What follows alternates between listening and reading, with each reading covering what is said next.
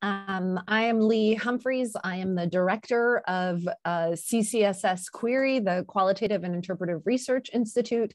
It is my pleasure today to introduce Raul Roman. He is the founder and executive director of Dawning. He brings over 20 years of experience as an educator, a researcher, and an entrepreneur. He's served multilateral organizations such as the UN, the World Bank, Inter-American Development Bank, nonprofits, corporations, and governments in over 30 countries across Africa, Asia, and Latin America, mostly as a specialist in social science research methods in developing country settings. Raul obtained his BS in journalism from the University of Seville in Spain, and his master's and his PhD in communication and international development here at Cornell. He's held several teaching positions at Cornell, the University of Washington, and the University of Southern California. Since 2008, he's been a part-time member of the faculty at the Johns Hopkins School of Advanced International Studies in Washington, D.C., where he teaches a course on research methods in international affairs. Please join me in welcoming Raul. Thank you so much, Lee. First of all, I have to say that it's particularly exciting to me to be at Cornell, which is my home. And I think about it every day, and I miss it every day.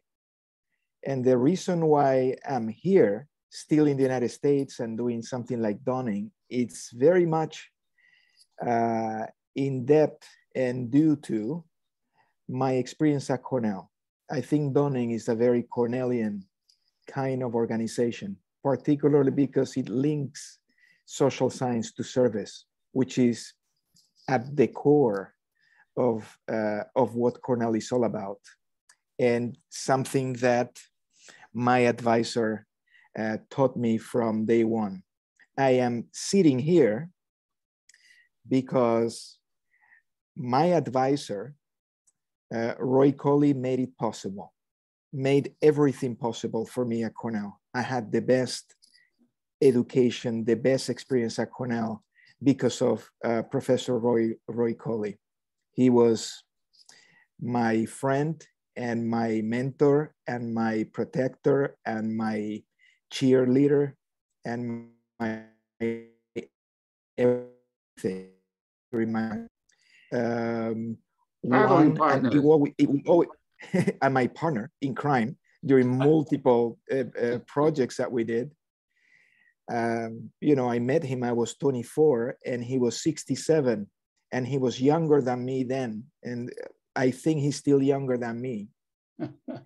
But it's he is and will remain one of the key people in my life, in my career, and makes me miss Cornell absolutely every day. So many things I'm gonna say today after, 23 years I met my advisor. I am going to say nothing probably that he hasn't already heard or we've already discussed, or is actually, coming from him in part.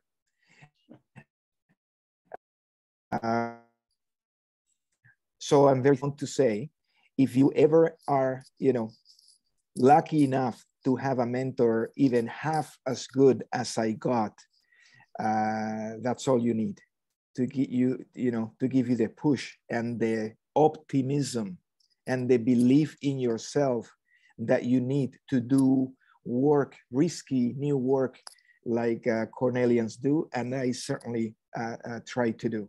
So thank you, Cornell, and thank you, Professor Colley. You are, well, I said enough. I don't, I know Professor Colley doesn't like me to talk too much about how important he is to me, but you are. So this is a very personal talk, and I hope that you'll join me at any point with questions. It's a very personal talk because it's going to touch on 3 issues that are particularly important to me and my organization. And that has to do, Dunning is doing multimedia, mixed methods, qualitative research projects on environment, human rights, and other social issues across Africa, Asia, and Latin America. And for us, the rigor of our methods of data collection and analysis are no less important than our rigor in communicating our findings. We think that, particularly in qualitative work of potential global importance, is incredibly important to focus as rigorously on the communication on the findings than on reaching rigorous findings themselves. So I like to talk about the three obsessions in my career that have to do with credibility, it has to do with creativity, and it has to do with communication. So that's what I'm planning to do, and illustrating it with some examples of recent work we've done around the world. Oops, let me see how I can move this. This move. Credibility. I talk about credibility first because it's quite important, particularly in these times where there are many people who are not comfortable with facts and truth around the world and in this country. Traditionally, qualitative social science has suffered low levels of credibility. In many cases, for good reasons, but in many cases also very unfairly. It's just the nature of qualitative work, but it's also the atmosphere around it. The politics of research tend to look down on qualitative research traditionally, unfortunately, and we're trying to change that. Let me give you an example. This is Beethoven, and I consider him a good metaphor for quantitative social science. It's predictable, it's all in control. You read the music exactly as it's on the page. Of course, there are better interpretations than others, but you're reading music, and there are clear protocols for execution. There is no way around it. It's Beethoven, and it's the standard. It's acceptable socially. It has great prestige. It forms part of high, culture. Politically successful, Beethoven. Same way as quantitative. Adored even before they present any finding. If there is a percentage or a significant level, whatever, it's like, oh yeah, I must listen to that. Very controlled. Now we go to qualitative. And I like to have Louis Armstrong as the example of qualitative. Unpredictable, improvising, with high levels of uncertainty, surprise, often unique, context specific. We see Louis Armstrong is a genius, and you see him here at the peak of his work with his folks, but you never know that when the Saints Go Marching In is going to take 3 minutes, or if it's going to evolve into 15 minutes of magic, or if the audience is if he's going to be comfortable in that stage, etc. In other words, Beethoven is mostly inhuman. No matter how human his music and beautiful and amazing his work is, and Louis Armstrong represents human, social science humanized, and social science humanized is always suspicious of bias, of, we cannot control things, etc. That's where the issue of credibility comes in. No matter if you're as good as Louis Armstrong, we don't read music We know music as well, if you're good, as Louis Armstrong knows his trumpet. But we don't read music. We follow, and we know the music. We know what we came to the stage to do. But there is a level of improvisation that is critical in social science, which is more than anything a human endeavor based almost exclusively on human trust and human interaction, as imperfect as human interactions are. But that's what social science is. Beethoven hides all that. Louis Armstrong brings all that to the, and then there is suffering of credibility. But triangulation is the key word. Everybody in this room knows what triangulation is, but we tend to be quite timid about what triangulation can do with us in terms of credibility of qualitative social science. We're talking here about not only the classic concept of triangulation, which is you're going to triangulate methods of data collection. What we're talking about here is we're going to triangulate sources, we're going to triangulate cases and places, we're going to triangulate disciplines, and something extraordinarily important, we're going to triangulate researchers. In many cases, qualitative social science is low money, fast, and done by one. What if we have powerful interdisciplinary teams tackling a qualitative project together as a team, like really together? The term, triangulation really helps us, and in terms of credibility is everything. Let me tell you a little bit more about my thinking about this. And I like to call it the anatomy of qualitative social science. Just think about it as a human body. The blood of a qualitative social science project, the blood that flows full of life and oxygen, the blood is the voices of the people you are interviewing and observing. That's the blood. It comes from the ground. It's real. That's the blood. But the muscle of a social science research project, in my view, is secondary quantitative data. And I know that some qualitative social scientists won't like this too much, but it is.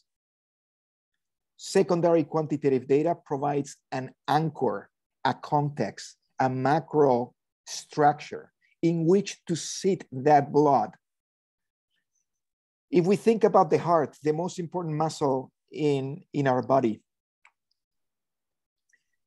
a muscle without blood is dead. It's nothing. Don't quote me on this too much. I do believe that quantitative social science without qualitative is nothing. It doesn't have insight. It doesn't have inspiration of any kind. It's just data. It's dead. But I tell you,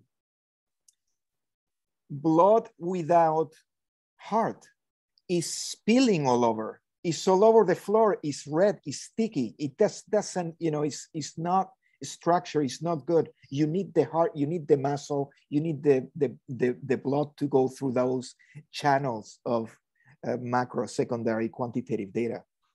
Now let's go to the skin. We rarely talk about the skin. The skin is everything.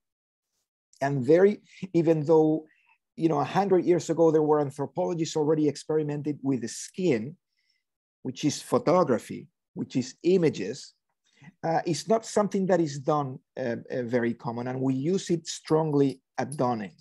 The power of photography and the power of illustration, factual or evidence-based illustration, extraordinarily important, the kinds of things you can see. So we talk about muscle, blood, skin, and we need to talk about bones. We're talking about humanizing social science. The bones of a project is the team of a project. We are not a group of people doing social science. We are a team, and that means that we're accountable to each other. That we're from providing different things. I mean, one is a photographer, another is a scientist, another is an artist, another is an expert in gender issues, another. We're bringing together and working together, being accountable to each other, leading by example, and working under pressure, under the clock, in the field, to get things done together. Again, not separate, together. Really important. By the way, I used to tell this joke that this is how we look like when we come back from the field, because it's so tough. We're all bones, and it's partly true, but we just returned from Kenya and we're fine. Typical team from Donning, the latest team that we just came back from Kenya 5 days ago. To give you a sense, this is the core team. In Kenya, we were together with these 7 people. At the end, we're in, because you have to kind of work through 5 counties, exploring the nexus of water, climate, and women. And we had translators and cultural diplomats that were, or consultants that were allowing us to go to very different remote locations and be right, opening doors for us. And the drivers are so important. In this case, it's the first time that we elevated a driver to the rank of a research associate, because our driver, Julius, was an absolute genius of social science, and he didn't know it, but we discovered that, and his contributions are mind-blowing. So we were at the end about 17, 18, but you have a logistics manager, you have a director of photography, you have a research assistant, you have a project director, you have a research lead, you have an assistant director, you have something we had never done before. We had a graphic storytelling lead, and I can talk more about that in a few minutes. It's rare to travel with an artist, but I do believe that particularly qualitative social science needs to open up to other branches of the sciences and also other branches of the arts. I'm convinced about that. Again, a very Cornelian thing to say, because we're one of the institutions that is claiming and defending and practicing interdisciplinarity for decades. How we look in the field recently, just to give you a little bit of flavor. Putting the dots together, corroborating data, a big team. At that point, I'm sitting in the director chair, but you know, I wear many hats. I like this picture at Cornell because, as you know, or you may notice, I am wearing my Cornell hat that I bought in 2004 when I graduated. It's my lucky hat. This is during some interviews in the state of Kajiado in Kenya, no longer than 2 weeks ago. We're still on credibility. And I want to talk about skin photography. In some cases, this is our project in Niger with the World Bank. Our project in Niger with the World Bank was trying to understand the Great Green Wall. The Great Green Wall is the most ambitious environmental project in the history of Africa. It's trying to plant millions of trees, acacia trees, from Senegal to Djibouti to stop the enlargement of the Sahara Desert, to stop desertification. A huge project, very visible.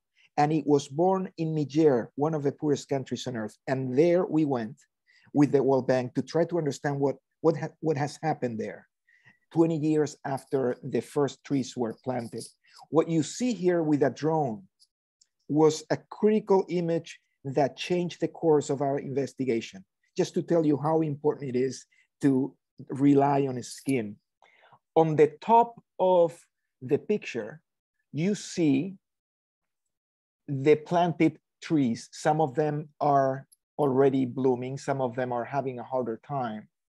And what you see on the lower part is a plantation, farming. What happened in the last 20 years is that what was basically a red rock desert became fertile again, thanks to the trees and the rains that came, etc.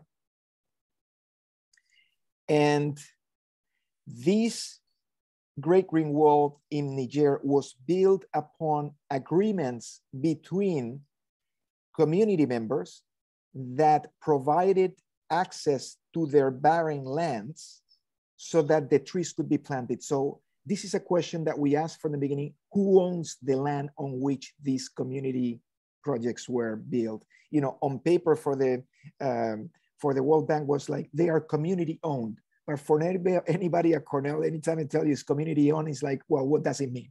What it meant is like, there were certain people that provided barren lands, you know, that served no purpose to build this. But once the land was greened, what happened is that the owners of that land that is not barren anymore reclaimed their land for purposes. So the Great Green Wall in Niger, in some parts, is no more a community project for community benefit.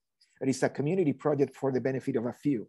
Also, when you have plantations of this kind, is destroying the ability or diminishing the ability of those trees to survive longer. So this project became a land tenure and governance of the land project that has created quite a bit of conflict, social conflict in these communities. When you look at the Great Green Wall from at the eye level, the only thing you see is trees far away, like large. We needed a drone to understand what was going on. And then the interviews also changed completely when you say, I'm sorry, this is a farm, and the farm. There is another area here that is important when we're talking about skin. One is the kind of evidence that I just told you about, but another one that has to do with emotional truth. So Ken Burns, who you know, the great documentary filmmaker, says, all storytelling is manipulation, acceptable manipulation in pursuit of truth.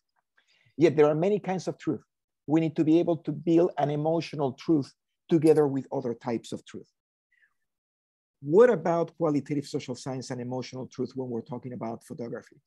And what we're discovering in this experimental, exploratory process is, look at this. This is one of the owners of the land on which the Great Green Wall was built, who reclaimed land and is now planting for her personal purposes. This is a Muslim woman in a very remote area. She is at home. She is so relaxed that she's taking her bed. It's a completely intimate moment. What does this tell you besides what may be aesthetic pleasure or your view, something that draws you into the story, probably seeing a picture like this? What it tells you is that the team achieved that level of rapport and relationship with one of the interviewees, that they were able to be invited into a room, stand long enough there so that the woman felt so comfortable as to lie in her bed. And there is no photographer there. There are two photographers in front of her, but you forget that there was. This has to do with the credibility of the findings, even in a subliminal way. If we are there, if they gave their name, if their image is there in a natural way, it's all talking about the team, the effort, and how much the interviewees believe in us to tell their truth. Another example here, a herder around the Great Green Wall in Niger who doesn't have a space for grazing anymore. Again, there is emotion and emotional truth that you can see in that face. But I remind you, there is my assistant director, Rafe Chandrus, behind this guy.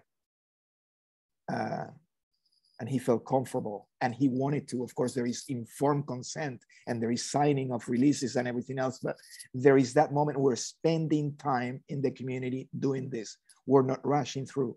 The importance of the importance of this is critical to think about more as we get into questions. Let me talk about creativity. We tend to be afraid of creativity when we're doing research.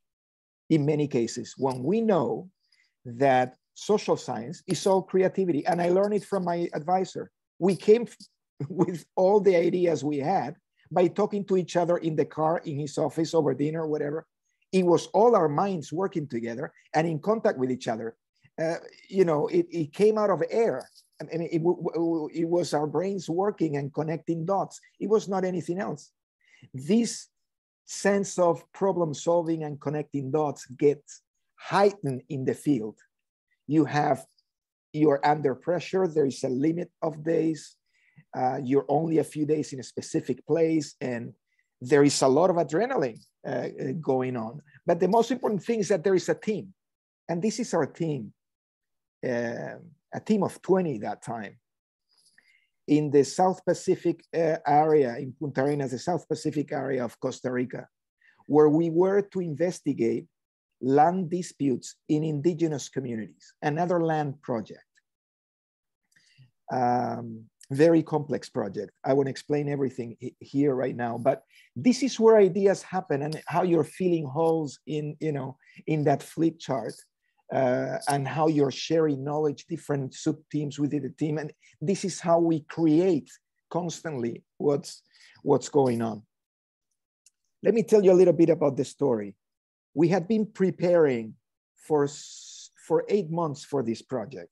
It was going to be conducted in 8 indigenous communities in Punta Arenas, in Costa Rica, that were having terrible problems between what they call non-indigenous and indigenous, very violent situation. We wanted to understand that. And the main person in charge of this movement to recover indigenous lands is Sergio Rojas, the most prominent indigenous leader in the recent history of Costa Rica. So in Sergio Rojas, we had talked for a while.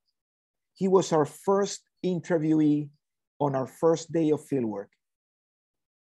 And from then, we had interviews in all other communities, but these famous activists needed to be interviewed first. 1 week before fieldwork, when everybody's ready to go, including 10 top consultants from a consulting company in the UK, based in London, were ready to go. I get a call on a Monday night from our logistics manager in San Jose that tells me Sergio Rojas was just murdered at his home. 11 shots to his back. It's the first time in my career that something like this happens, and he was killed for issues that we were going to study, land disputes.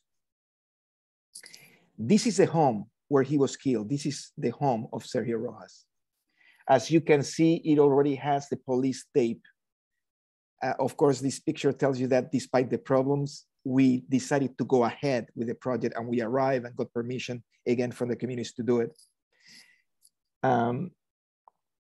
This is one of the pictures we took. Of course, this is about 10 days after the assassination.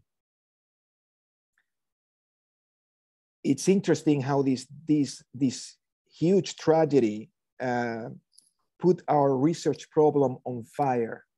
It's very rare that that happens to anybody, but it happens to us. But when we came back from the field with 80 in-depth interviews with every possible stakeholder in those 5 communities and studied the analysis of massive amounts of data and photos and everything, we realized that the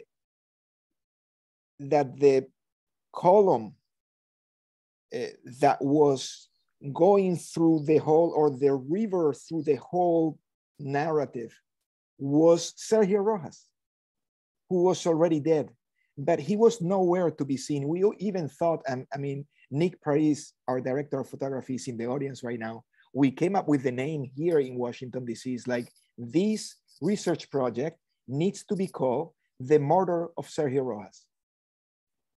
Sergio Rojas is not to be seen. We're talking about creativity. Sergio Rojas is dead. There is a picture of everybody, every protagonist except Sergio Rojas. What do? We decided that we felt forced to look for an illustrator to draw the ghost of Sergio Rojas. Listen to this again. This is a social scientist with a huge research project. And you end up the research project asking an illustrator to draw you the ghost of a character. And here you have it. You have Sergio Rojas reproduced from, 9 pictures when he was alive. It looks exactly like him. He's transparent. He's not there, but he's there. And you see also the police tape, and you see a perfect reconstruction of his home because we were there. Everything is real except Sergio. And it's at night when he was murdered.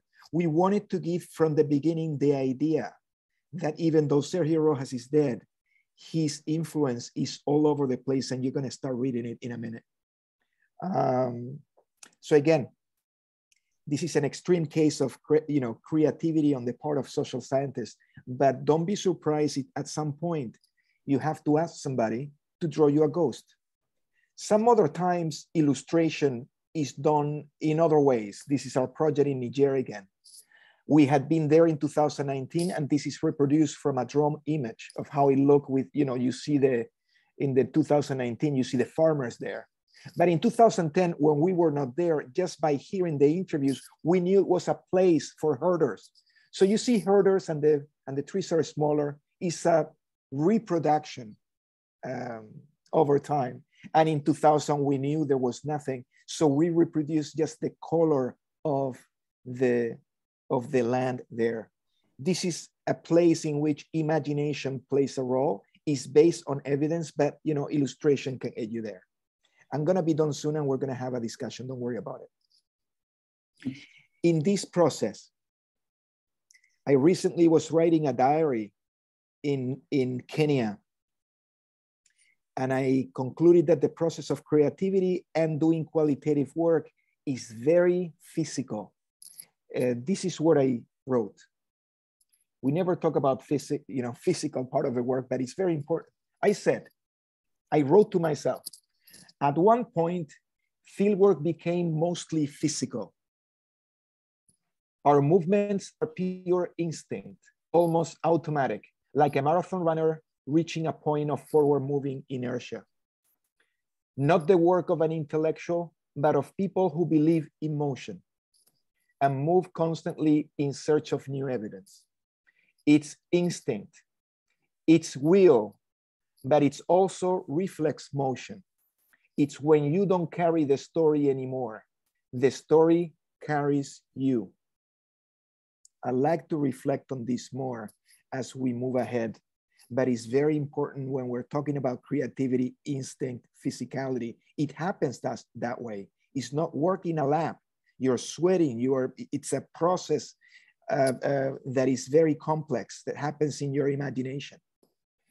This is a new innovation that we're doing in Kenya that I'd be happy to talk to. We're still discovering, but in the case of Kenya, we were dealing with water issues and climate issues and women's rights throughout 5 states, as I told you before.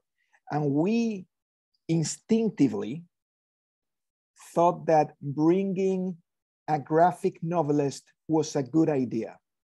Non-fiction graphic novelist, because we were going to go into areas that cannot be photographed. They can be talked about, but they cannot be photographed. And probably it's useful to reproduce them in a graphic novel form with a sequence. And we found multiple examples of that, and we were right. Sex extortion in Nairobi slums.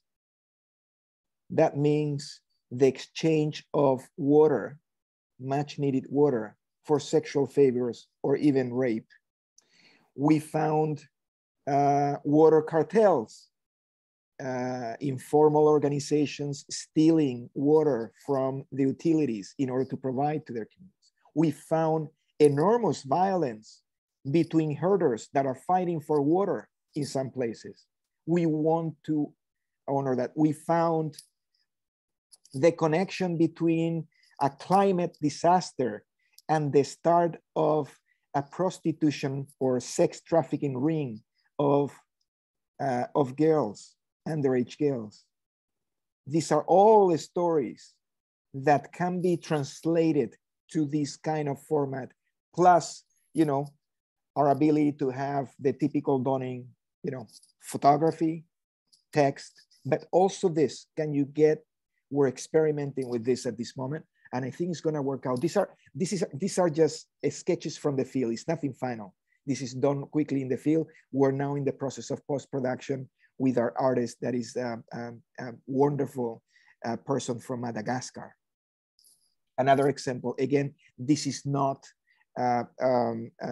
this is just a sketch from the field done quickly, but you can see that you can get a sense of a day in the life. This is a real home of that person.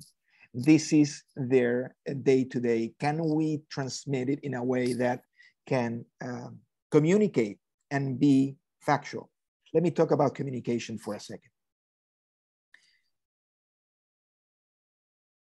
My obsession with communication, of course, comes from my Cornell days. We were always trying to have an impact, always. So if we write things and they don't reach people, we feel that we are not doing our job as we like to do it. I mean, we were at the Cornell buildings, but our minds, I'm talking Professor Collier, were in India, were in multiple places. Can we make a difference? Always.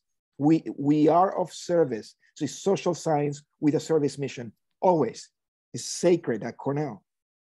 So we said, can we create social science products that can be understood by anyone? Can we create social science products that are not boring, that are readable, that you can look at? And we started, and it's true, publishing all our work in major international media, from the New York Times to The Guardian to Al Jazeera to El País, in 8 languages. All our work has been published by international media and had some, when outside, people could get interested in it. I think it's particularly important when we're talking about international affairs and development, that we talk about these issues. Soon, our work in Niger will come out on the New York Times, and it will come out in Al Jazeera, etc. It's quite important, and it's not minor. Some academics will look down on you and say, well, you didn't go through the peer review process. All right, we didn't go through the peer review process, but we went through dozens of fact checkers at the New York Times. And the New York Times editors, I tell you, are not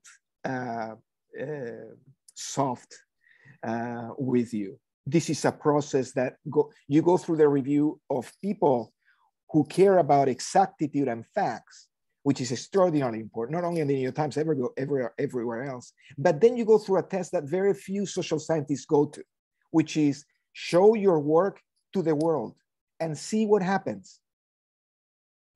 If they care, and feedback they give you, I think in academia, we need a lot of, and Professor Colley certainly provided lots of that because he has lots of that, lots of common sense. You know, let's have some common sense. There's nothing better than talking to people who are outside of your field to get you some, you know, a reality check about what's going on. So coming out big is an important responsibility, but it can also give you a lot in terms of creativity, where to go next, what to do, where did we miss, etc. I strongly believe in the socialization of social science, that social science, particularly international development, international affairs, cannot stay in the university alone. It needs to get out. It needs to get out with as much skill as possible. We don't need to be less skilled than people who are devoted to communication. We need to be excellent communicate ourselves with the best. And finally, before we go into our discussion,